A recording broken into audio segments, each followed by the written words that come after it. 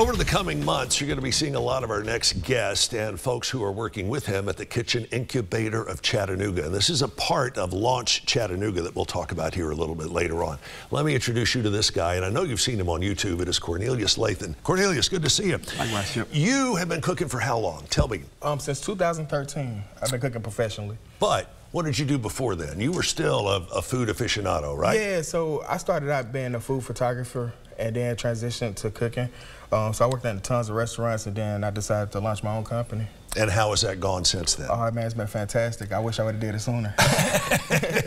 Cornelius, we met a few weeks ago, and we were talking about his specialty, and he said, man, it's hard to narrow it down to just one. And I got to tell you, I'm going to put you on the spot here.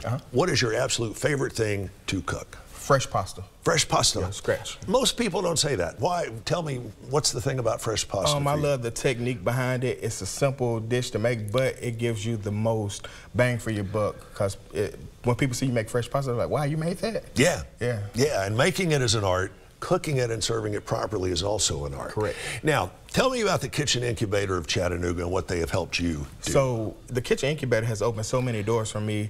It has allowed me to not only become an entrepreneur, but become a thriving entrepreneur in the city.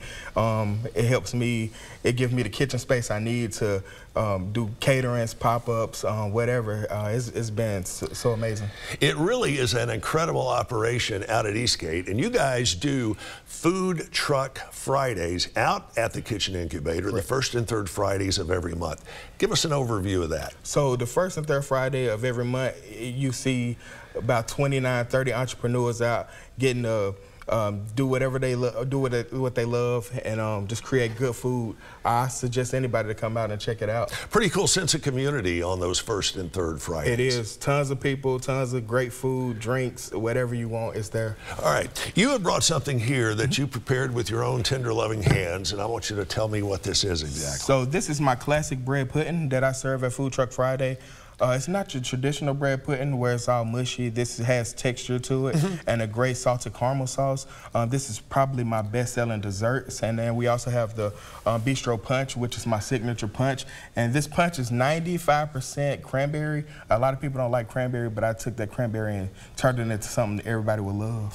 That's the beautiful thing about what you're doing at the Kitchen Incubator of Chattanooga, you and the other entrepreneurs. You can take what many of us would consider to be just kind of a simple thing. Right. You figure out a way to slice it, dice it, present it, cook it. It's just, it is amazing. And let me encourage you to check out the Kitchen Incubator of Chattanooga. Give yourself a plug. You've got a YouTube following roughly the size of New York City, I think. How many people are following you and your show on YouTube? So we have about 4,000 followers. My biggest video is at 50,000 views.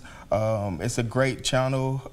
I cook everything, anything. I think you should follow it. Just type in the Bistro Cooking Show on YouTube, and it'll pull it up. The Bistro Cooking Show. There you go. And we're looking at some video from this. Check out Cornelius Lathan and the great work at Kitchen Incubator of Chattanooga. Good to see you, my friend. Likewise. We'll see you over the coming weeks. And again, especially, you want to join us at 10 o'clock for these Kitchen Incubator specials. There's the website, and we'll be right back with more of News 12 this morning.